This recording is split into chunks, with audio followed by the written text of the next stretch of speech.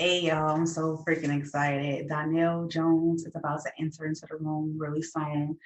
I have to have a brief conversation with him first, but I don't want to document this bitch, okay? I'm so happy. I'm just so happy because I didn't even think I would make it this far, I swear. Not like that, like I didn't believe in myself, but I'm just saying, like, this is cool, okay? It's dope, like for real. From the first encounters, we had great chemistry, great vibes. We both from Chicago, so it's dope to me. So stay tuned. Yes. We're not against rap.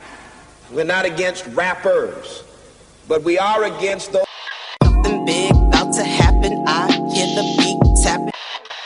We some fly rhyming felines rapping on the track. Better yet, grab a gat, cause we hot like Enzo. Doors closed, windows up, cause that's the way we like to ride. Windy City hitting. Check mic 1 2 1 2.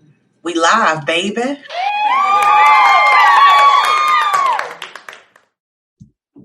Hey Chicago, what's up? And welcome back to Speak Your Mind Radio. I'm your hostess with the mostest, Queen Star, aka Mzhiphop. All right. And today, y'all, is a very special and blessed day. Okay, very dope.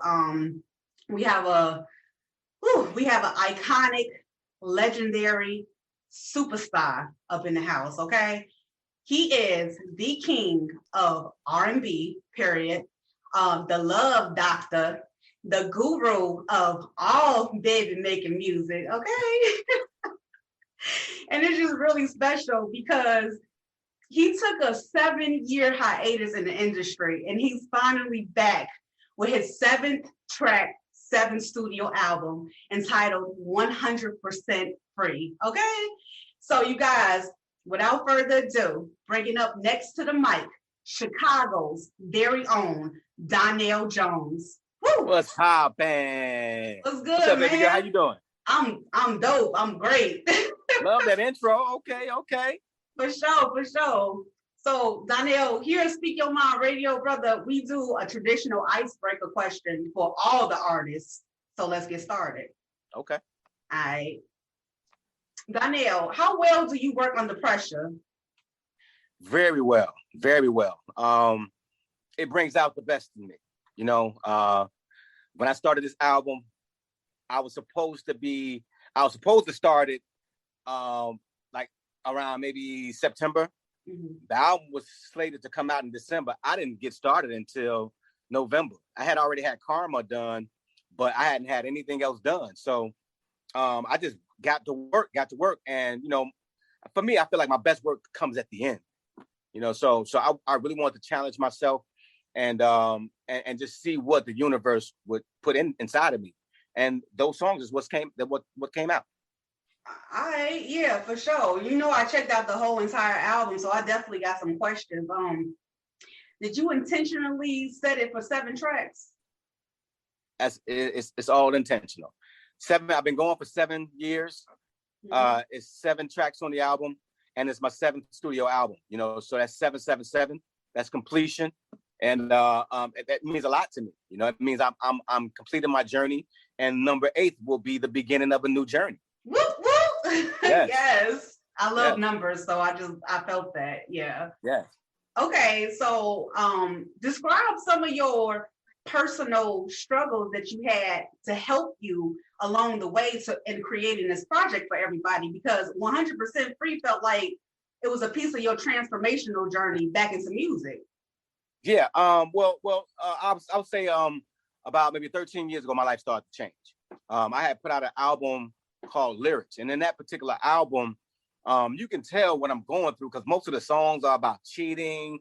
They're about, it's just I got a song called Blackmail. I mean, it's just a lot of songs that are not positive. You know what I'm saying? And then my life started to change. I had a lot of negative thoughts going on in my head. And one day I decided to ask Twitter. I said, yo, what could I do about, these negative thoughts? And somebody had suggested that I try meditation. So about 13 years ago, I tried. The first time I tried, I had the most excruciating headache ever. because my body didn't, it wasn't used to it. It wasn't something I had never done before. So it was very hard for me to sit in silence and still, because the thoughts were just going crazy. You know what I'm saying? So I just kept at it. Kept doing it. And I just started to realize that, wow, things started to slow down. You know, then I started to see things a different way. Then I started to understand that, wait a minute, these are just thoughts. These are just suggestions. I don't have to do any of them. I could just sit here in silence and just watch them go by like clouds in the sky. Because I mean, one thought comes, if you pay no attention to it, it's gonna leave. So everything is really pretty much about whatever you pay attention to, you know. And so when I stopped paying attention to the negative things, all of a sudden they just started to disappear, you know. And it may sound easy, but it really is. It's easy to really just sit back and just allow whatever's supposed to happen in life happen. You know, it's a wave. You ride that wave, but also you understand that you are in control of it. That was beautiful. That was freaking beautiful. That's why you were the king of R&B, ladies and gentlemen. If y'all ain't know, 90s, like, go back, knocks me off my feet, honey.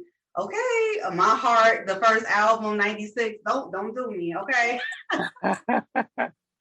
You know what? But to be honest with you, you know what? I really don't. I think that we all are kings.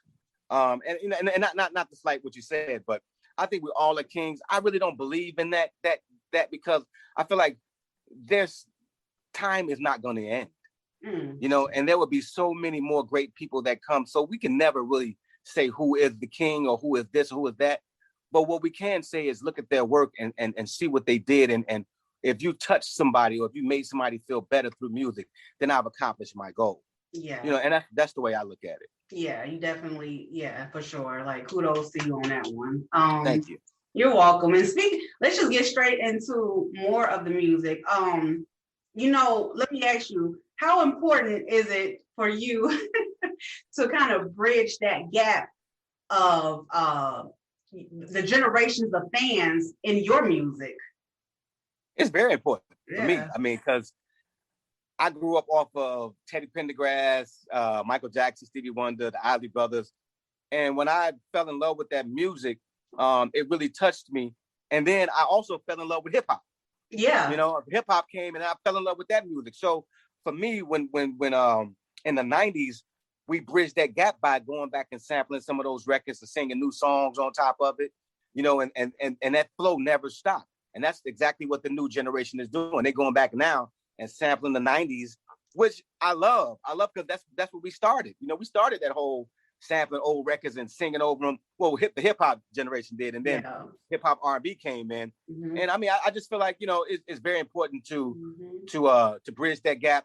But I also feel it's important to just sing about love and just have a better subject matter, because I think, you know, lyrically we could be better. Definitely. And Donnell, I think you did a fantastic job in doing so, because I talk to many artists all the time. I talked to one artist in LA, Kai the artist, okay? And he sampled your song, Where I Want to Be, with his own little twist called Love Me. And I'm like, what a dope way to pay homage to the king of R&B. I can't keep saying it. I can't. Right. I feel you. You know what? I welcome anybody who samples my records. Funny thing is Blix, this guy named Blix out of LA sampled my record. Roddy Rich sampled one of my records. I think Ballin' is they sampled Get It Together from 702, and that's my record. They sure I wrote and produced that record. So Selma Walker sampled that record.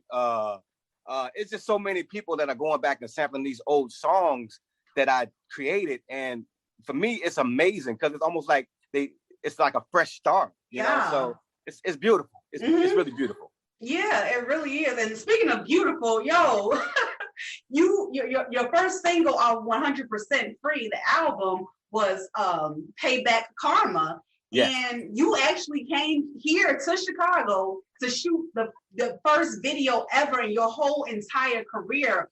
Yes. Donnell, why did you wait so long? You know what? I don't know. I was really quiet during my career with LaFace Records and Arista. You know, for me, I was just an artist. You know, I really didn't care too much about where we did things or how we did it, because that I really didn't pay attention to that kind of stuff. My thing was I was more into, I want to get in the studio. I want to make the music. You know, I want to, you know, I really hated going and doing the promotional stuff. I loved being on stage and making the music in the studio. So I really didn't care where we did the videos. But it just dawned on me that, damn, I never shot a video in my own hometown. Wow. So I thought it was really important for me to do that this time around. And not to mention, you know, I'm in charge of my career now. And, you know, I'm on my own record company. So I'm paying the money. So I might as well just do what I want to do. And it felt really good to come back home and shoot that video for real. I bet it did. I felt that energy. And you just said you do your own thing. You in charge of your music, which means a lot of your fans don't know that you produce your own music. But my question to you is, do you engineer the sound too?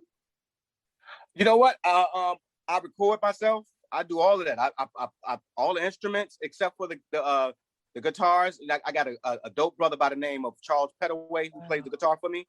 But other than that, I do everything. I don't mix and master it. Now I send that to somebody else to mix and master it. But everything outside of that, I do it all. Cool. That is so freaking dope. Okay. I just there was a track. I think it was track 5. I Do on the album 100% Free. Talk about that, because you just paid homage to House altogether. That, you know, that's such a vibe. When I made that track, all I was thinking about was back in the days, like when my mom used to have a lot of house parties. I used to have my bugle boys on with my penny loafers with the quarter in them, and we used to be jacking it up. You know what I'm saying? Like, it just reminded me of house music the way it was created. Mm-hmm. You know, I used to love Steve Silk Hurley, Jam Silk, Farley Jack, Master Funk, all of that. Like, we used to listen to that. Marshall Jefferson, them joints, them, that was fire. And Chicago created that music. So I've always loved that type of music, but I never could really do it because I was on LaFace Records, and they were an R&B company. So I said that, you know what, when I get my own joint, I'm gonna do the type of music that I love to do, and I'm gonna branch out and do some different things. You know, quite naturally, people like to put you in boxes, but I'm like, this time around, man, I'm just gonna branch out and do what I feel, and that came to me, and that's what happened. Speaking of owning your own record company, like, how did that? I mean, I know how it came about, so I feel like I do. I'm just asking you, how did you name the company, and how many artists do you have on your label? Well, Candyman was it was something that came to me a long time ago. That's been the name of my company since I started. And the reason why I got that name is because, you know, back in the days, I used to just eat so much candy, and people would call me Candyman. This was before the Crazy movie came out. So so it didn't have anything to do with the movie. It had already had the name before the movie. It was just, I just was into eating a lot of candy at that particular time, you know, so, and people call me that. So that's what I named my company. But as far as artist-wise, I don't have any artists on my label. And I really don't plan to. If I do, it had to be somebody really, really special, because for me, I know how I am as an artist, and it's really, really hard to put somebody else's career into your hands. Because if it don't go well, they always gonna blame you. So for me, I'd much rather be in charge of my own career. If there's a young artist out there, I'll show them how to create their own label so they can be in charge of their own career. And maybe I'll just come in and help them with the music. But I don't want to be in charge of somebody else's career, because I mean, it's really, really hard to make it in this business. And that's not my thing. Yeah, honestly, it's not my thing. Yeah, I hear you. So you I love it. You're a true artist. Yeah, I am. I ain't gonna lie. Created a label just for yourself to take care of yourself. I think that's really cool. And speaking of taking care of yourself, I see you and Kenya out there. Kenya is his publicist, y'all. Shout out to freaking Kenya. Yeah, shout out Kenya. Yeah, y'all be taking a little 5-mile walks. You do that every single day. And how long have you been doing that? Well, I've been doing that since since the beginning of 2020. I started. And I try to do it every day. I don't make it every day because sometimes I got interviews, sometimes I got stuff to do, but I try to do it every day. I try to get out and walk 5 miles a day. That's roughly around about 10,000 steps. Wow. And I just feel like it really does something for me. It opens me up. I can get a clear mind when I'm walking. I'm meditating while I'm walking. So it feels good. That's dope, man. Like you really taking care of your body, and the inside and outside matters. So that's really cool. It really does. Yeah. So let's talk more about, because you know what?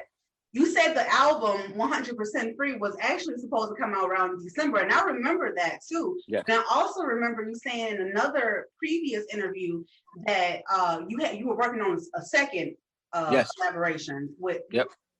You still in the process? Yeah, I'm still in the process. That album will be called Elevate, and the 100% Free album is more of a concept album. I did this album because, again, at the beginning of the pandemic, I got a strong idea that I should create a free album and I should call it 100% Free and give it to the fans and just try to promote some love. Because, you know, again, a lot of people was in the house. A lot of people were feeling down about losing their loved ones to this virus. And, you know, a lot of people were less fortunate. They lost their jobs. A lot of people lost their businesses. Yeah. You know, so I just wanted to just create something. God blessed me with this talent. And I just wanted to give it to the people for free. I didn't pay for the talent. So why not? And this whole 100% Free album was created just off of love, you know. And again, I wanted to do different types of genres of music so I can reach different people. Mm-hmm. You know, if I did a whole album of R&B, I'm only just reaching the R&B people. So I try to do some different music so I can reach as many people as I can with the message of love. And you did just that because you had so many different genres of music on there. I like the reggae joint. It just gave you a good feel vibe, and you did it just right and everything. Thank you. And the house music, I know I keep talking about it, but it's just so special.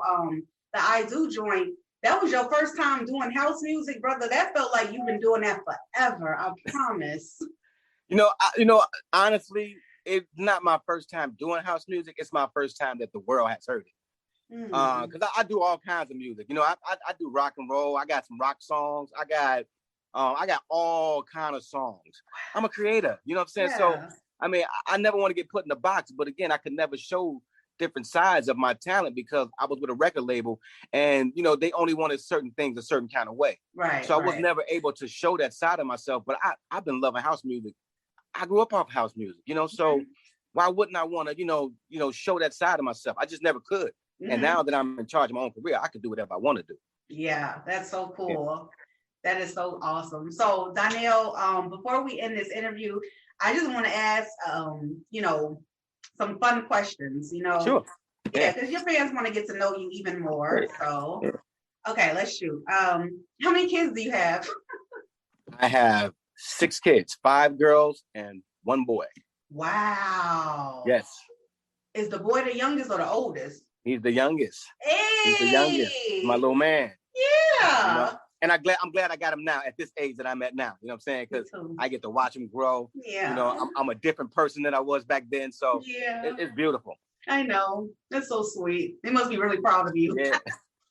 Okay. Man, I love them so much. I love kids too. I love kids. They are so dope to me. Okay, Donell, let me ask you, who's your favorite 90s female rapper? I would have to say Lil' Kim. Ooh, for real? Yeah, she dope. Yeah, Lil' Kim. Yep. Yeah, for sure. What would Left Eye say to you if she was still here about your music right now? She'd probably say, man, good job. You know what I'm saying? Like, because, you know, she was about promoting love as well, you know, before she passed away. God bless the dead, you know, rest in peace, Left Eye. Amen. So I think she'd be proud of me for what I'm trying to accomplish. You know, I really tried to challenge myself and do something positive. And I hope people perceive it as though. Yeah, definitely. Favorite tourist spot in the world? London, England. Woo! Yes. Love it. That's one of those places I can. Well, that's one of those places I can go, and all I got to do is, even though I got the microphone, they still singing louder than me. Yeah. You know, and they know every song word for word, all of the album track. They know everything, so it's a different monster over there. That's dope. I love it. I gotta go to London, but okay. Who's your favorite '90s girl group? All of them, like just name them. Favorite 90s girl group. Oh, it's so many to choose from. Oh man, I would have to say SWV. Yes, honey. Yes. SWV. Yes. Go ahead. I love it. Okay. Let me think of one more. Favorite food spot in Chicago. The one I would eat that a lot was Harold's Chicken. Harold's Chicken, yeah. Harold's Chicken, yep. I used to always now love they got Harold's one Chicken. down here in Atlanta, so Oh, I they ain't got to go do? to Chicago. They got one here in Atlanta, yeah. That's dope. That's dope. I love it. They got the mild sauce too. They got the mild, they got the whole 9 yards, yo. And they sell Italian beefs in that joint. What? Okay, ATL, don't let me hop over there and get you. Yep. Thank you so much, Donnell, for coming on today's show, man. That is just freaking dope. And thank you again, Kenya. She gonna see this too. I love you all so much. Yes. Thank you. You are the bomb, for real. Appreciate you, baby girl. Yes, thank you so much. Peace. All right, bye-bye.